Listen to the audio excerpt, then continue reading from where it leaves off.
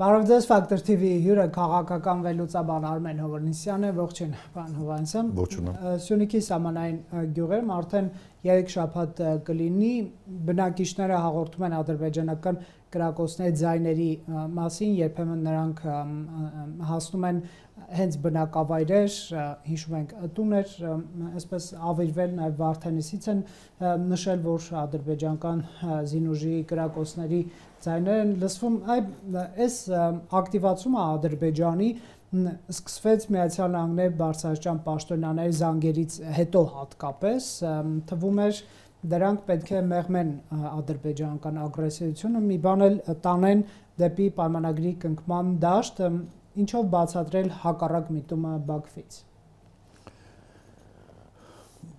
Որևէ մտադրություն ստորագրելու չկա այդ պայմանագիրը, իրենք բանակցությունները վարում էին ոչ թե պայմանագիրը ստորագրելու նպատակով, այլ գործընթացից առավելագույնը քաղելու նպատակով, ինչը իրենց մոտ բավական հաջողությամբ ստացվում էր։ Մինչ այն պահը, երբ այն երկու կետը, որը Հայաստանի Հանրապետությունը համարում էր անընդունելի ադրբեջանական ձևակերպումները, միակողմանի զիջեց, դա հենց հայկական կողմի ձևակերպումներն են, զիջեց եւ կարծես թե տարաձայնությունները վերջացան եւ հարց ծագեց ստորագրելու Ադրբեջանը գործընթացից շատ ավելին է ստանում եւ խոստումների եւ զիջումների եւ ընդհանուր Հայաստանում մթնոլորտի ապականման եւ լարման այսպես կոչված լարման ռազմավարության իրականացման Հայաստանում, քան պայմանագիրը ստորագրելու, ինչը կարող է չեղարկել արդեն համաձայնեցված տեքստի ստորագրումը, ասենք մի փոքր բախում օրինակի համար, կամ ինչ-որ մի բան, որ անհերքելի է, որ մատով ցույց տան հայկական կողմին եւ ասեն, որ տեսակ ինչպես սրանց հետ խաղաղություն կրակում են, այ համաձայնեցել, բախում է, մի բան պետք է արվի, էլի, եւ դրա համար այս գործընթացը գնում է, որպեսզի առիթներ ստեղծվեն չստորագրելու։ Նորից եմ կրկնում, գործընթացը շատ ավելի շահավետ է, քան պայմանագրի ստորագրումն ադրբեջանյան։ Մինիմալ նպատակն է, այսպես չստորագրել, այսինքն ստեղծել ֆոն, որ ինչ խաղաղություն, ինչ տեսեք սահմանում ինչ է կատարվում, Ամերիկա կամ եվրոպական երկրներ, ինչ է մեզ հորդորում ստորագրել, հələ տեսեք ինչ է կատարվում։ Ես նույնիսկ ասեի ոչ միայն մինիմալ, այլ դա երկարաժամկետ նպատակ է, այսինքն նմանատիպ մթնոլորտ պահել որքան հնարավոր է երկար, ասենք տարիների կտրվածքով երկար։ Իրենք գտնում են, որ սա շատ արդյունավետ, օգտավետ քաղաքականություն է եւ չեն ուզում հրաժարվել այդ քաղաքականությունից։ Իսկ սա կարող է դուք խոսեցիք բախումներից պատերազմական սցենարների բերել եւ մեր հանրությունում կա ենթադրություն, որ այդ պատերազմը միայն տարածք գրավելու, այսպես ասենք, մոտիվացիա է ունենում, բայց ադրբեջանական ղեկավարությունը հռետորաբանությունը այն մասն է, որ մի զինվեք, Ալիևը տարիներ շարունակ ասում էր, եթե հասկանանք, որ մեզ վտանգ է սպառնում, կոչնչացնենք այդ թիրախները,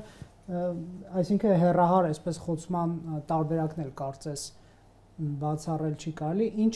սպասել այս իմաստով էսկալացիայի մակարդակի։ Նախ միշտ այս հարցին ես պատասխանում եմ այնպես, որ էսկալացիան եւ լարումը մեր համար դառնալու է կենսակերպ երկար տարիների ընթացքում։ Մենք կարող ենք անընդհատ, ես նկատի ունեմ վերլուծական, դիվանագիտական, այսպես ռազմական էքսպերտիզան կարող է միայն տալ որոշակի գնահատական, որ հիմա արդեն մոտենում է կարմիր գծին եւ պետք է շատ զգոն լինել, դեռ չի մոտեցել կարմիր գծին, շատ հեռու է այդ կարմիր գծից։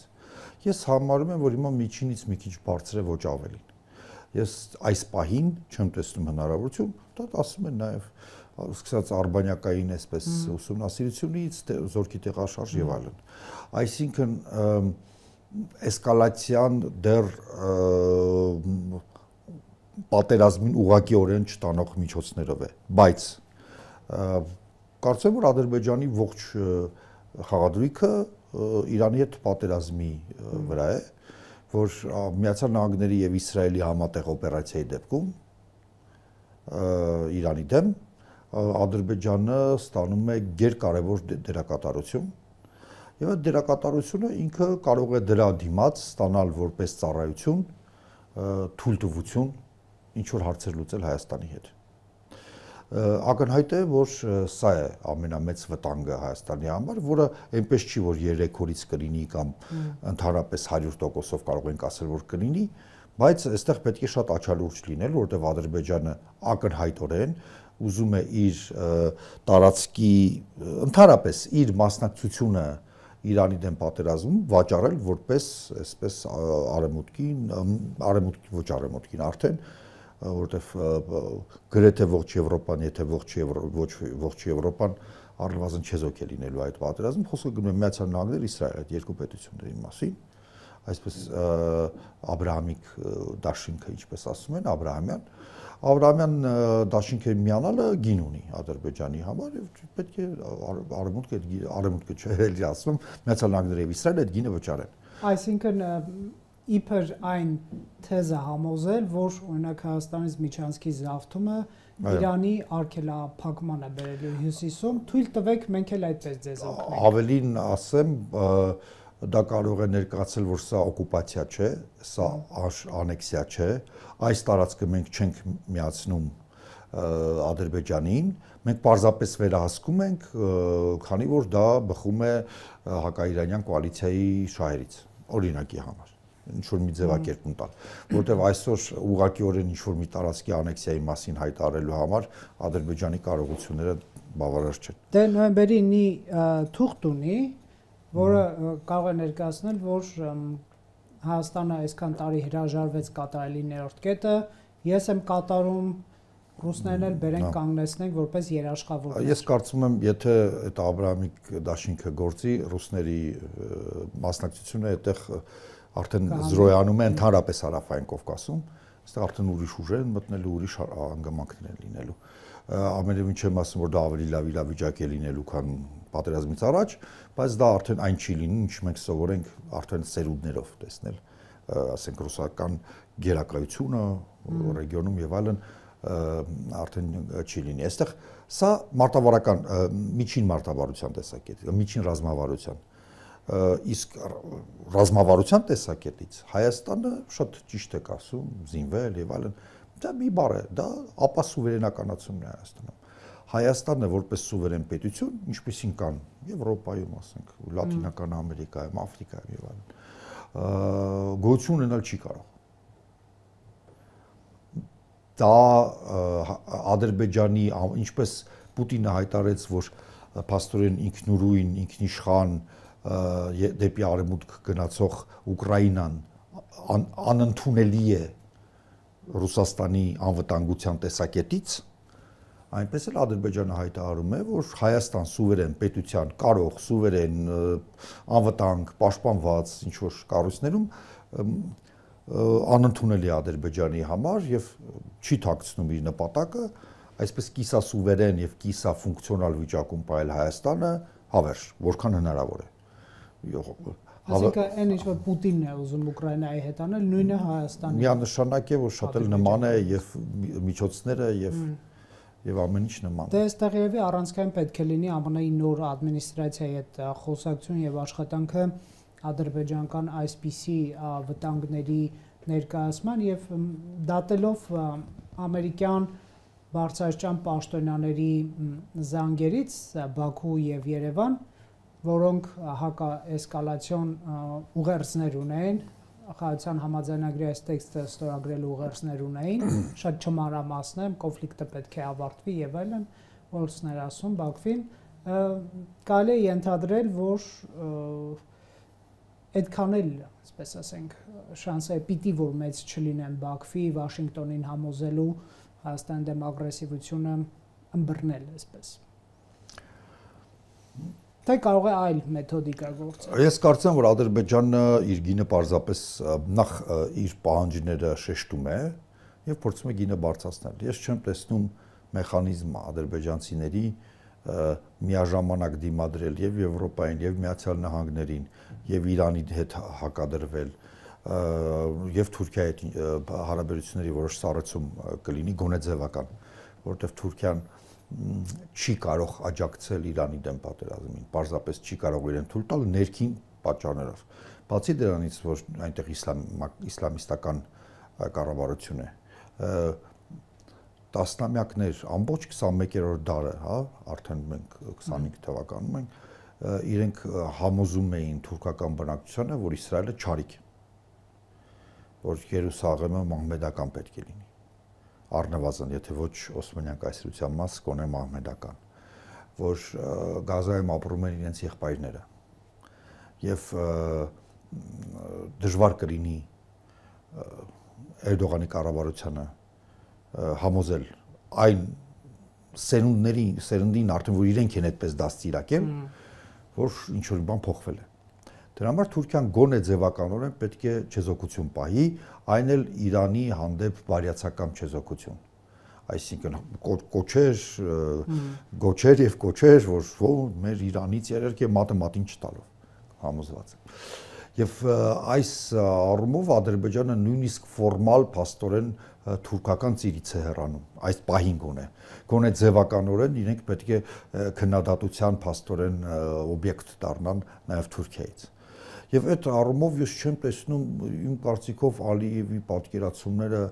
Ադրբեջանի հնարավորությունների մասին արդեն վաղուց արկածախնդրության կարմիր գիծը անցել են, դա արդեն ինչ որ ֆանտաստիկ բան է։ Գերագնահատման անասելի գերագնահատում է։ Ես այդպիսի պաշարների եւ հնարավորությունների գերագնահատում ես նույնիսկ չեմ կարող բերել օրինակներ նորագույն ժամանակից, որպեսզի համեմատելի լինեն։ Հա, Եմեննա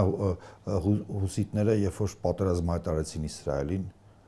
եւ Սաուդյան Արաբիայից պահանջում էին իրենց ճանապարհ բացել, որպեսզի իրեն գնան Իսրայելը գրավելու,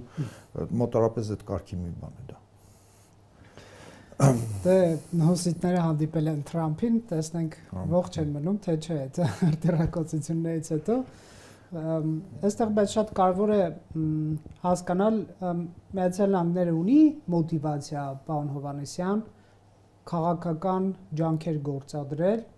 Ադրբեջանի այս ապակառուցողականություն կոտրելու իմաստով։ Մենք փորձենք այս հարցին դիտարկել շահերի տեսանկյունից։ ԱՄՆ-ն ինչ շահ ունի Ադրբեջանի ապակառուցողականություն կոտրել, այսինքն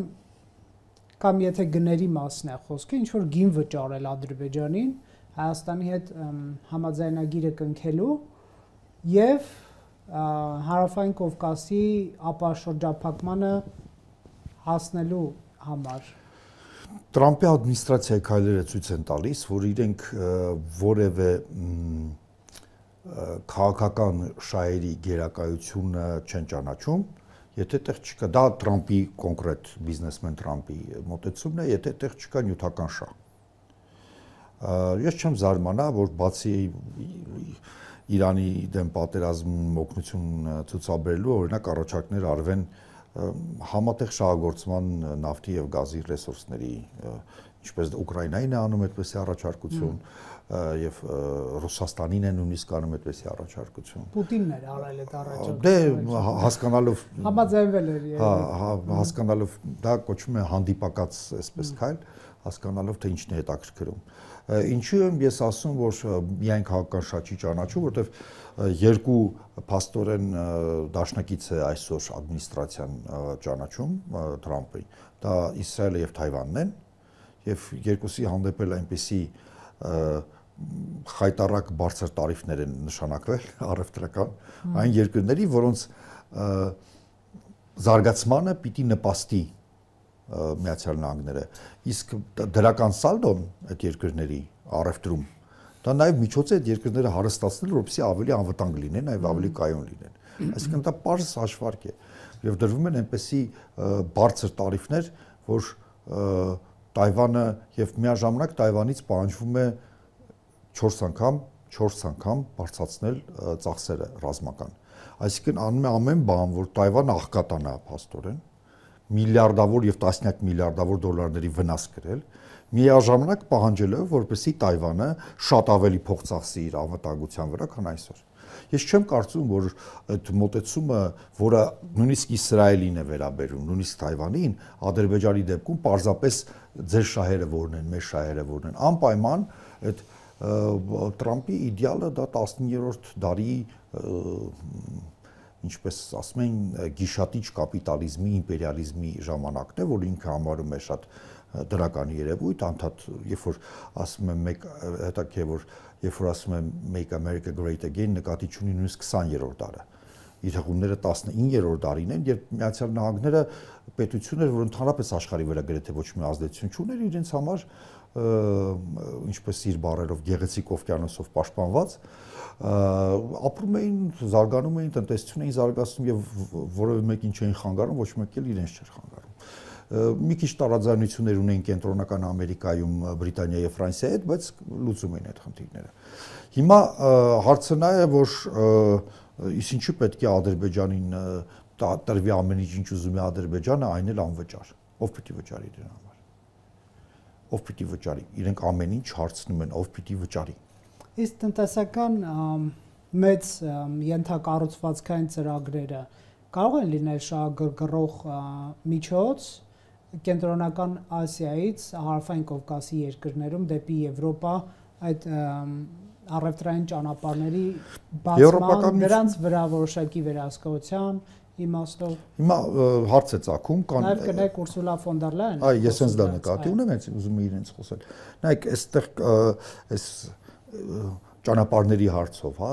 եւ այլն կան փորձագետներ, որ շատ ավելի այսպես խորացած են այդ հարցերի մեջ, բայց եկեք տրամաբանենք։ Ֆոն դեր Լայենը փաստորեն նույնը ասեց, կապված կենտրոնական Ասիա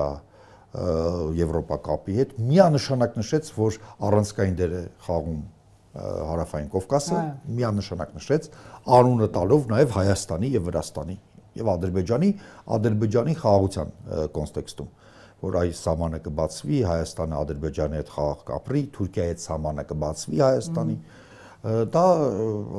շարունակությունն է Եվրոպական միության ռազմավարության, որ Վրաստանը եւ Հայաստանը դա սահմանն է Եվրոպական միության, որ վաղ թե ուշ դա պետք է իրականացվի։ Եվ կնեք մենք տեսնում ենք Չինաստան կամ այլ ճիշտ կենտրոնական Ասիա, Եվրոպա մերձեցման ձգտումներ եւ եթե կենտրոնական Ասիա երկրները խնդիր ունեն որոշակի չինական ազդեցությունը իրենց վրա նվազեցնելու, դա արևմուտքի հետ գործակցության եւ հետաքրքիր է առանց բախումային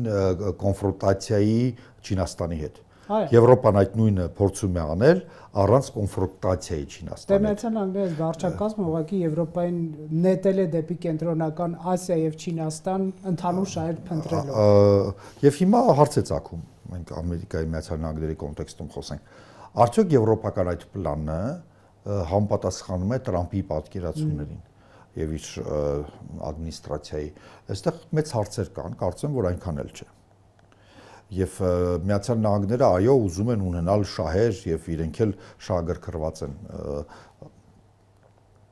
կայունության մեջ այս տարածաշրջանում, բայց իրենց գերակայությամբ, գոնե կապիտալի գերակայությամբ, եթե ոչ ռազմաքաղաքական, կարծես թե ռազմաքաղաքական գերակայության գաղափարը հնարավորից չի Տրամփի ադմինիստրացիայի համար, հա, իրենք ուզում են տնտեսապես գերիշխել։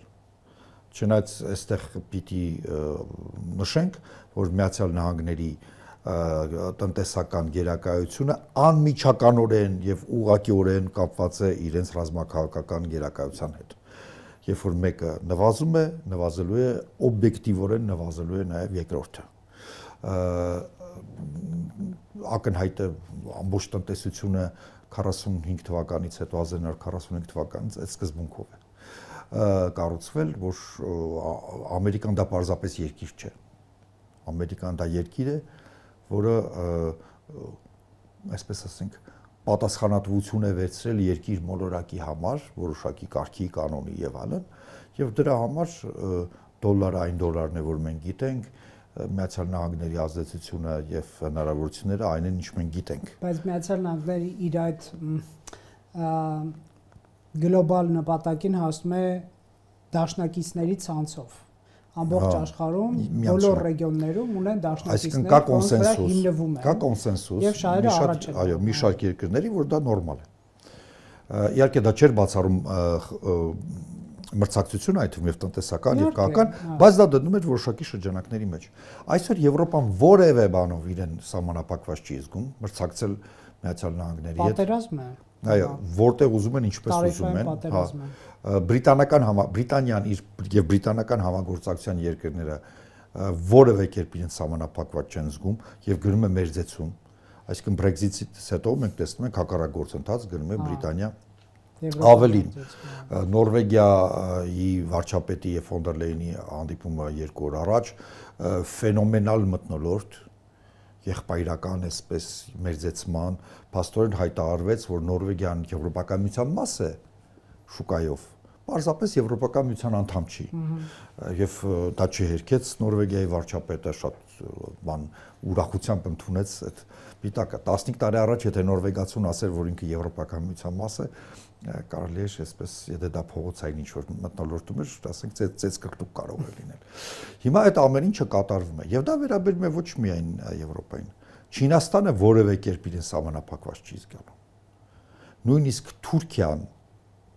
որևէ կերպ իրեն սահմանափակված չի զգալու փորձելու ստանալ այն ինչ ինքը համարում է որ կարող է հավակնել դա վերաբերում է բոլորին եւ խաղի կանոնները փոխվում են եւ Միացյալ Նահանգները իհարկե շատ ազդեցիկ երկիր է Միացյալ Նահանգները կարող են լուրջ ազդեցություն ունենալ նաեւ խաղաղության հաստատման բայց բացարձակությունը լավ չասենք բացարձակությունը այն գերակայությունը որ ունեին Միացյալ Նահանգները մինչ Տրամպի ադմինիստրացիան արդեն չկա եւ ավելին շատ հետաքրքիր են խոսքերը եւ եվրոպական քաղաքական գործիչների բազում մաթիվ եւ Կանադայի արտգործնախարար Տիկին Ջոլիի որ Կանադա Միացյալ Նահանգներ հարաբերությունները երբեք չեն լինի այնպիսին ինչպես սրանից առաջ էին առնվազն 4 տարի էլ երբեք սա նշանակում է ինչ է նշանակում էլ երբեք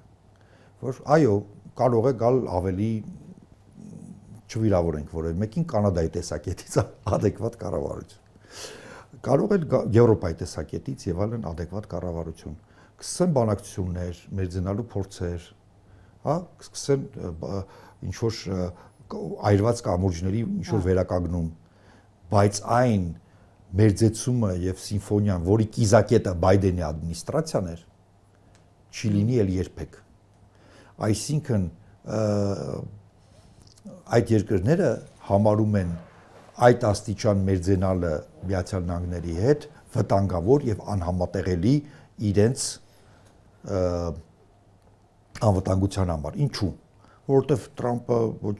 պետական հեղաշրջմամբ է եկել իշխանության ոչ էլ հեղափոխների կամքով այո բայց եկեք մյուս կողմից էլ նայենք պարոն Հովհաննիսյան այսօր ամենահեշտ բանը Տրամփին մեղադրելն է Հյուսիսատլանտյան դաշինքը քանդելու մեջ ես տնտեսական հարցեմ չեմ ուզում խառնել որովհետև չգիտեմ ես տնտեսական գիտելիքներ չունեմ եւ թե տարիֆային այս պատերազմը ինչի կբերի ես չգիտեմ հորդորում եմ մեր հեռուստադիտողներին ընթերցել տնտեսագետներին բայց քաղաքական եւ անվտանգային իմաստով տեսեք NBC News-ը հայտնում էր որ ԱՄՆ բարձրաստիճան ՊՆ-ի ներկայացուցիչներ քննարկում են Արևելյան Եվրոպայից 10,000 ամերիկացի զինվորականների դուրսբերման հարցը, սա այն կոնտինգենտն է, որ 22 թվականին տեղակայվել է Արևելյան Եվրոպան Բայդենի հրամանով, այդ պատերազմի սկսվելուց ի վեր կհիշեք ոչ միայն Ֆինլանդիա, Շվեդիա անդամակցեցին ՆԱՏՕ-ին, այլև ԱՄՆ-ն իր ռազմական ներկայացվածությունը մեծացրեց, այո, ռազմաբազաներ եւ այլն, հա Թրամփ, որը խոստացել է ծախսերը կրճատել, գները իջեցնել Միացյալ Նահանգներում, թեևս տարիֆային պատերազմը գները բարձրացնելու մասին է իրականում, որովհետև գները ապրանքները թանկանալու են, քանի դեռ նա ներքին, այսպես արտադրություն չի դրել տարբեր ապրանքներ, բայց այլ ուղղությամբ գնանք։ Երկրորդ համաշխարհից հետո ԱՄՆ-ն Եվրոպայի անվտանգության ապահովման հարցում մեծ դերակատարություն է ստանձնել ՆԱՏՕ-ի ֆինանսավորմամբ եւ այսպես ենթակառուցվածքների ստեղծմամբ ռազմական արդյունաբերությամբ նրանք իրավունք ունեն, չէ, ասելու ստոպ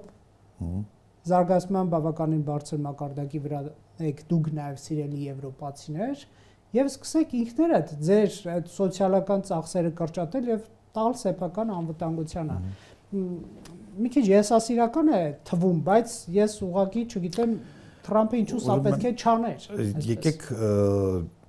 մի քիչ արդարացված է։ Տարանջատենք։ Բեռը ձեզ եմ տալիս, շնորհակալ եմ։ Շատ ճիշտ է։ Եկեք տարանջատենք։ Գրեք, սա հիշեցնում է ինձ հայ-ռուսական հարաբերությունների տրամաբանությունը, որ մենք չունենք սեփական ռազմարտունաբերություն, 90 քանի տոկոսով զենքը ռուսական է, ամեն ինչ ռուսական է այն հույսով, որ նրանք մեզ մի օր կփրկեն, բայց կա երկու տարանջատենք երկու մոտեցում։ Կա ավանդական հանրապետական մոտեցումը, որ Միացյալ Նահանգները ընդհանրապես որևէ պետություն չպետք է չափից դուրս ծախսի, որովհետև դա պահպանողական մոտեցում է, ես գտնում դա շատ առողջ մոտեցում է, որովհետև չկան պետական փողեր, դրանք հարկատուների փողերն են, եւ պետությունը չպետք է շռայլի այդ գումարները եւ հարկերը պետք է լինեն ինչ որ ընդունելի մակարդակի վրա ամերիկացիների համար։ Դա բերելու էր նաև արտաքին քաղաքական հարցերում ինչ որ ծախսերի կրճատման։ Սա ցանկացած հանրապետական նախագահ տեխնացուներից ում անունը տանք, որոնք հակադրվում էին Թրամփին, բացի 1-2 ձևական տեխնացուներից, որոնք իրականում Թրամփի այսպես նմանակողներն էին։ Ուրեմն սա ավանդական գիծն է եւ Ռուբիոն շատ པարզ է արտահայտվում, ինքը որպես այդ թևի ներկայացիչ ադմինիստրացիայում, երբ հնարավորություն ունի արտահայտվելու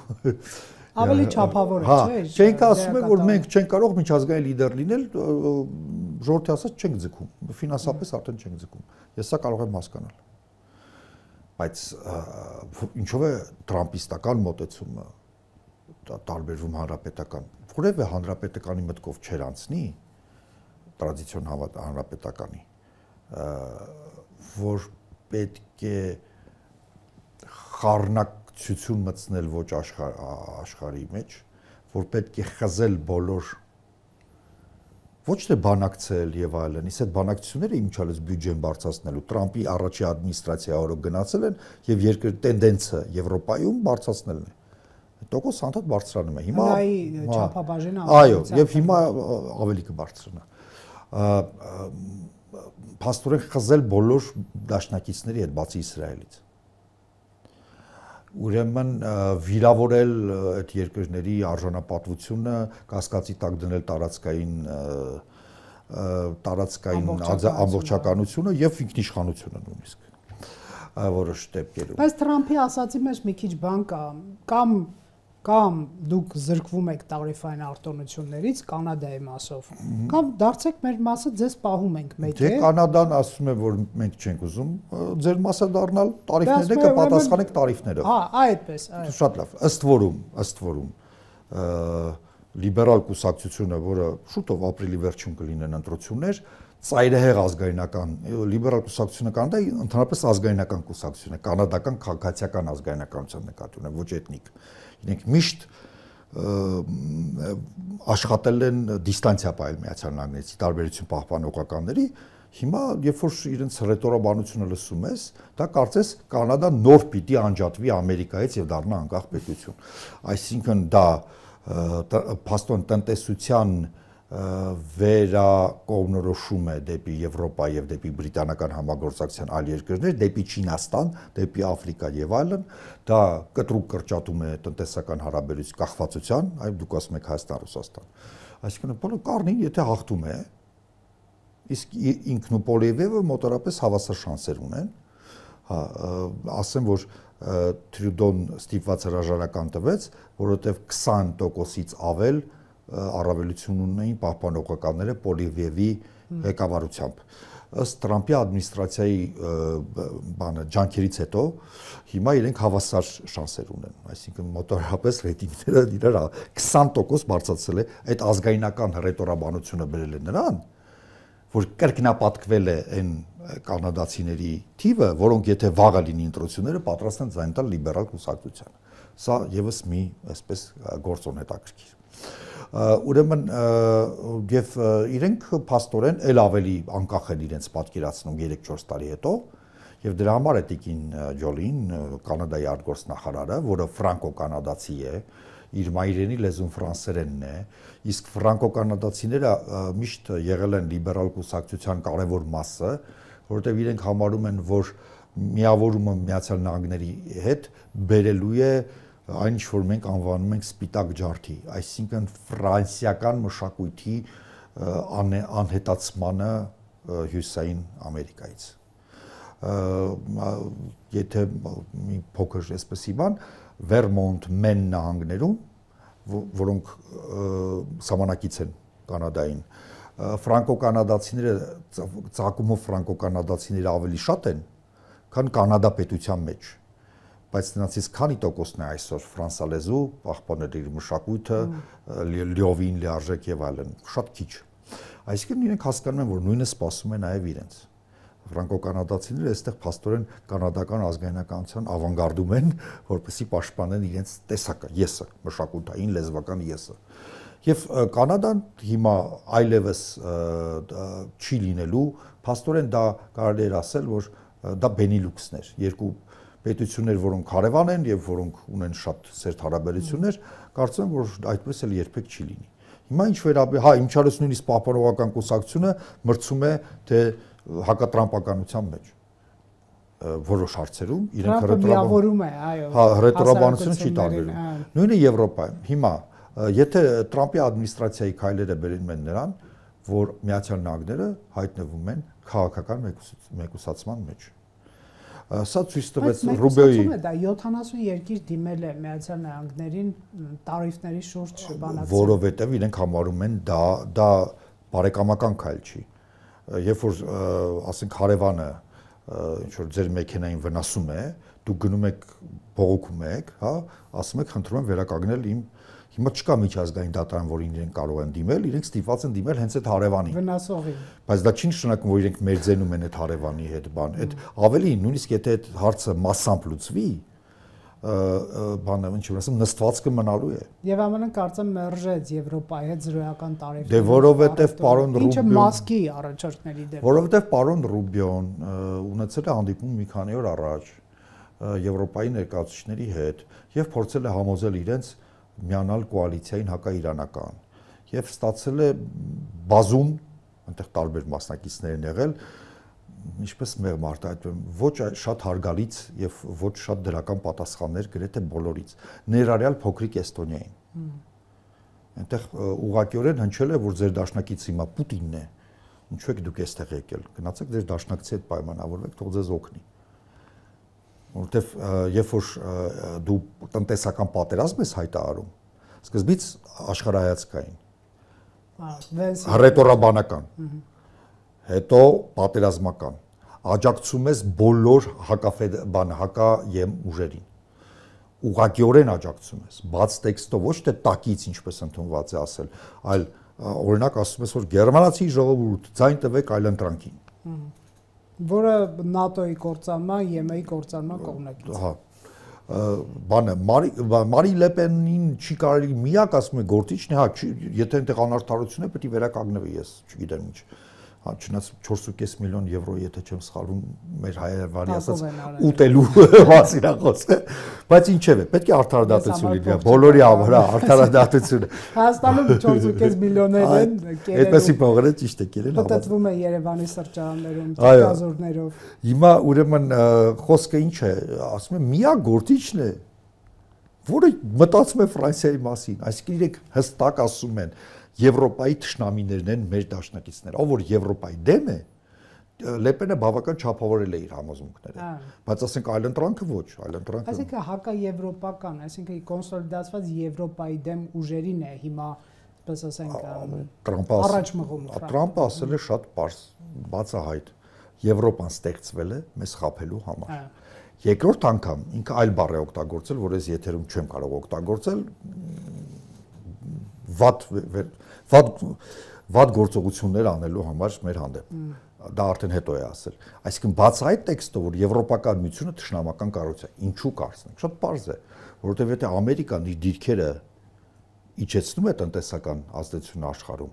ապա դրանցով պետք է օգտվի։ Միասնական Եվրոպան կլինի օգտվողներից մեկը առնվազն, Չինաստանը մյուսը, որոնք կսկսեն բարձրանալ։ Ավելի հեշտ է։ Ինչոր ես զգում եմ Չինա-եվրոպական կոալիցիա է հասունանում Թրամփի։ Ավելի հեշտ է քանդել Եվրոպան, որպեսզի չլինի, որտեղ Ֆրանսիան մենակ Ամերիկայի հետ չի կարող տնտեսապես։ Գերմանիան չի կարող, Բրիտանիան չի, բայց միասին կարող են այդ միասինը պետք է բացառել, որպեսզի Ամերիկայի անկումը հարաբերականության մեջ չբերի Ամերիկայի տեսակարար կշռի անկմանը։ Այսպեսի տրամադրություն։ Եկեք հասկանանք այս իրավիճակի նկատմամբ մեր դիրքավորումը որպես պետություն, որը պետք է լինի, որովհետև եթե փաստերի տիրույթ գանք, կա նաև Ռուբիոյի ձևակերպումը, որ Հայաստանի վարչապետի հետ խոսել է որպես ռազմավարական գործընկերներ ընդհանուր շահերի շուրջ։ Սա չափազանց յուրահատուկ բան է այն իմաստով, որ նրանք ամերիկյան կողմն է շեշտում Հայաստանի հետ ընդհանուր շահերի գոյության հանգամանքը։ Իհարկե չի բացվում ինչ եւ այլն, բայց դա շեշտվում է։ Այսինքն նրանք իդեպ բառեր շռայրելու այդպիսի սովորություն էլ չունեն, էլի։ Հիմա արդեն հաստատ։ Հիմա արդեն հաստատ, հա, բայց այստեղ դրական երանգ կար պետքարտուղարի խոսքի մեջ։ Հայաստանի Հանրապետությունը ԵՄ-ի անդամակցելու process է սկսել։ Այստեղ վատատեսները ասում են, սա ամենավատ պահն էր, որ մենք կարող ենք այդ քայլին գնալ, որովհետև Եվրոպան անվտանգային իր խնդիրներին պետք է ուղղի մեծ ֆինանսական ռեսուրսներ եւ եթե Միացյալ Նահանգները իր անվտանգային գործառույթներից հրաժարվի եվրոպական մայրցամաքի նկատմամբ, հետ քաշի, կրճատի իր ներկայությունը եւ այլն, դա կարող է նվազեցնել Եվրոպայի ինտեգրման տարածման հավանականություն, որովհետեւ Եվրոպական միության ընդլայնումը իր հետ նաև անվտանգային ամերիկյան հովանի է միշտ ենթադրել։ Հիմա եթե ամերիկացիները այդ հովանին չեն տալիս, արդյոք Եվրամիությունը կվերցնի Ուկրաինա իր շարքերը, որի դեմ հեչ բացառված չի հաջորդ պուտինյան պատերազմը, այսինքն պատերազմ Եվրամիության դեմ։ Դա կարող է լինել, եթե Ամերիկան ձեռքերը լվանում է եւ իսկ որ լվանում է Ուկրաինայի մասով անվտանգություն ապավելու իմաստով, դա հաստատ ասում է, ես իմ զորքերը չեմ բերելու, ձեր օգտակար հանածոները տվեք ինձ, բայց ես անվտանգային ոչ մի երաշխիք չեմ տալու։ Եվ ստացեք ոչինչ։ Այ ինչ եք մտածում, արդյոք այս իրավիճակում Հայաստանի ներկա դիրքավորումը ճիշտ է։ Նախ տեսականորեն այդ ինչ որ ասում է հորետեսական սցենարը, դա սցենարը կարող է լինել եւ այն կարող է քննարկվել։ Այլ խնդիր է, որ հաճախ հորետեսական սցենարները առաջարկվում են անձանց եւ ուժերի կողմից, որոնք ընդհանրապես ցանկացած դեպքում դեմ էին Հայաստանի եվրոպական միության ինտեգրմանը եւ սա ընդհանրապես իրենց կողմից մի առիթ է եւս մեկ անգամ ասել, որ անիմաստ է։ Հա, բայց եկեք խոսենք այն ինչ որ կա։ Այսօրվա Եվրոպան, այսինքն ասենք Ստարմեր, Մակրոն, Մերց, հա, եւ իհարկե ոչ մի երկիր չի ուզում վիրավորել, բայց երեք խոշորագույն տնտեսությունների եւ երկրների լիդերները, Մեծ Բրիտանիան եվրոպական միություն չէ, բայց լիովին միացել է այդ գործընթացին։ Վերադարձել է Եվրոպա մեզ։ Հա, վերադարձել է միասնական Եվրոպա, բայց ոչ եվրոպական միություն։ Չի հակադրվում Եվրոպային։ Հիմա նայեք, իրենց տեսակետը լիովին այն չէ, ինչ որ ասում է։ Իրենք ասում են, որ եթե Ռուսաստանը ոչնչացնի Ուկրաինան, խփելու է մեզ։ Եթե նույնիսկ չեզոք երկիր է Ուկրաինան։ Կնայեք, բայց նաև ասում են մենք կուղարկենք Ուկրաինա զորքեր, բայց լավ կլինի, որ Ամերիկան էլ մասնակցի։ Իհարկե, իսկ ինչու օրինակ։ Բայց Ամերիկան ասել է, ես չեմ մասնակցելու, դուք եթե ուզում եք բայց նկատեք, որ չեն պայմանավորում իրենց մասնակցությունը, իրենք ասում են լավ կլիներ, շատ ճիշտ ձևակերպել։ Այո, լավ կլիներ, այո։ Այդ բաներ կան, որոնք ամերիկյան արբանյակայինների կողմից հետևել է եւ այլն, դա առավելություններ կտա իրենց։ Բայց ինչեւ է, հիմա նայեք։ Պատկերացրեք, որ Ուկրաինան չեզոք երկիր է։ Ռուսաստանը հարձակվեց Ուկրաինայի վրա, Ռուսաստանը հարձակվելու է Ուկրաինայի վրա։ Ըստ որում ոչ թե հեռավոր ապագայում, այլ տեսանելի ապագայում։ Որպեսզի վերջացնի ավարտի հարցը, հա։ Սառեցման պարագայում նկատի ունեք, հա, հիմիկ։ Այո։ Գրավեց Ուկրաինան, պարզ է, չէ՞ որ ուղղակի ռազմական կոնֆլիկտի մեջ է մտնելու ՆԱՏՕ-ի, այսօրվա ՆԱՏՕ-ի եւ Եվրոպական միության երկրների հետ։ Բալտիկայի վրա հարձակվեց։ Ինչ է, հիմա տրամաբանությամբ իրենք Բալտիկ երկրներին պետք է ասեն, գիտեք, ինչ դուս եկեք Եվրոպական միությունից, դուք մեզ խնդրի մեջ եք գցում, բայց ընդհակառակը մենք տեսնենք, որ մեր ձենում են հանձնակատարը արտաքին հարաբերությունների, այսինքն արտգործնախարարը Եվրոպական միության Էստոնուի է, այսինքն ընդհակառակը եւ այդ գծի մեջ Մակրոն, Մերց, Ստալմերգեցի մեջ, հարավային Կովկասը եւ դա ֆոն դեր Լեյնի հենց խոսքն էր, դառնում է այդ անվտանգության ճարտարապետություն, քիչ է բանակ ունենալ, քիչ է տեխնոլոգիաներ ունենալ։ Պետք է գեոպոլիտիկ որոշակի ճարտարապետություն լինի անվտանգության Եվրոպայի։ Եվ այդ այսօրվա ճարտարապետության մեջ հարավային Կովկասը, եկեք չասենք Հայաստան, որ մենք 5000 տարվա, չգիտեմ, կապեր բան, չէ, դա չեմ ասում։ Դա շատ կարևոր է այդ ամեն ինչը, բայց այդ ճարտարապետության մեջ հարավային Կովկասը շատ կարևոր նշանակություն ունի։ Այսինքն շատ կարևոր նշանակություն ունի Ուկրաինան, շատ կարևոր նշանակություն ունի Ուկրաինան, որը պետք է դառնա բուֆեր։ Եվրոպացիները համաձայն չեն Ուկրաինայի կապիտուլյացիան։ Եվ պատրաստ են ռեսուրսներ տրամադրել։ Եթե պատմականորեն Ռուսաստանի կայսրությունն է ընկալվել եվրոպացիների կողմից որպես պատնեշ հորդաներից, Ասիայից, մեծատառով Ասիայից, ինչու չեմ շեշտում պետությունը, որովհետև դա փոխվել է, ասենք, տարբեր գոյացություններ է եղել տարբեր,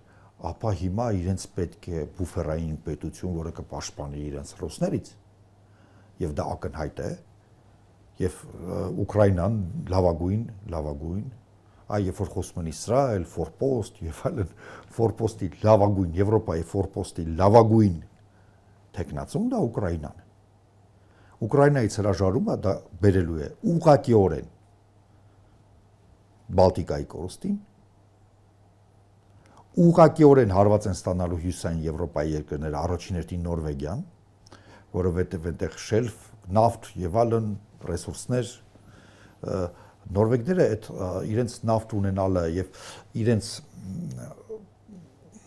մասշտաբը երկրի դեմոգրաֆիան եւ այն նավթի պաշարները, որ իրենք ունեն, այդ անհամաչափությունը այնքան լուրջ են ընկալում, այնպեսի մեծ ստագնապներ ունեն, որ ես ժամանակին մի հոյակապ սերիալ կա օկուպիրան, այսինքն օկուպացվածները, թե ինչպես է Ռուսաստանը օկուպացնում Նորվեգիան, խորտ կտայի նայել կա համացած։ Այսինքն իրենց համար դա շատ ակտուալ խնդիր է, որ այսքան նավթ որ մենք ունենք եւ կողքնել ռուսներն, սա լավ չի կարող վերջանալ։ Եվ հատկապես հիմա որ հալվում են այդ շելֆերը եւ այլն եւ այդտեղ նոր նավթի հնարավորություն, գազի նավթի նոր հնարավորություններ են բացվում։ Նորվեգիայի համար ակնհայտ է, որ Բալտիկ երկրների հետ նույն ժամանակam հետո հաջորդը իրենք են։ Իսկ դա նշանակում է, որ Ֆինլանդիան, Շվեդիան անկան հարվածի տակ, որովհետև այնտեղ կապած են նույն հարավային Կովկասը պատկերացրեք այնտեղ։ Եվ այդ ամեն ինչին հիմա այսօրվա կառավարությունները բացի Հունգարիայից, մասամբ Սլովակիայից եւ մասամբ Իտալիայից բոլորը գտնում են, որ դա սխալ է, որ Ռուսաստանը պետք է պահել, ինչպես սառը պատերազմի ժամանակ սովետական միությանն էին պահում։ Առանց պատերազմի հարձակվելու պարզապես այն ինչ որ ռուսերեն ասում են «սդерживание», այսինքն պահել, որպեսզի Ռուսաստանը չընդլայնվի դեպի արևմուտք։ Սա է այսօրվա ստրատեգիան, թե որտեղից են հնարում են դա, հա, կարող է ասենք իրենց շփումները այլընտրանքի հետ են կամ Լեպենի կուսակցության հետ են, բայց կներեք, իրենք դեռ իշխանության չեն, ու երբ կլինեն հայտնի չի, կլինեն արդյոք հայտնի չի, եւ այդպես հաշվարկ անել, դա ուրեմն կա ուրիշ հաշվարկներ, որոնք ներկայացնելը չեն կարող, օրինակի համար իրենց արտաքին կապերը աշխարհայացքային եւ այլ։ Դրա համար իրենք պետք է այդ տեսակետից ասեն։ Հայաստանը եւ Վրաստանը դիտարկվում են Եվրոպական միության կողմից որպես Եվրոպական միության մաս։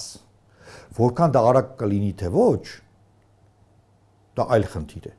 Իհարկե, Միացյալ Նահանգների օգնությամբ, եթե հակաեվրոպական կառավարություն ադմինիստրացիա չլներ Ամերիկայում, դա շատ ավելի արագ կլիներ։ Շատ ավելի արագ։ Բայց դա չի նշանակում, որ այդ գաղափարը մոռացվեց։ Ես չեմ տեսնում մի նշույլ անգամ հետևելով բոլոր մեզ վերաբերվող փաստաթղթերին, ընդհանուր անվտանգությանը վերաբերվող կոչերին, ճառերին, փաստաթղթերին, քննարկումներին, ազգային պարլամենտների եւ կառավարությունների որոշներին, չեմ տեսել դեռ մի տենդենց, որը ասում է հակառակը։ Ոչ մի։ Դրա փոխարեն տեսնում է Մերողական նկատի ունեք Հայաստանի նկատմամբ։ Հարավային Կովկաս դեպի ընդլայնվելու ընդհանրապես։ Ուրեմն նշանակում է, որ այդ քաղաքականությունը մնում է եւ Շտանմայերի իհարկե որոշ հարցերում մեր համար հարցեր առաջացնող այցը դրա մասին էր, որ այս տարածաշրջանը մեզ հետաքրքրում է։ Շնորհակալ եմ պարոն Հովհաննիսյան, անպայման կհետևենք իրադարձությունները։ Ֆակտոր TV-ում հյուրընկալել ենք Արմեն Հովհաննիսյանին։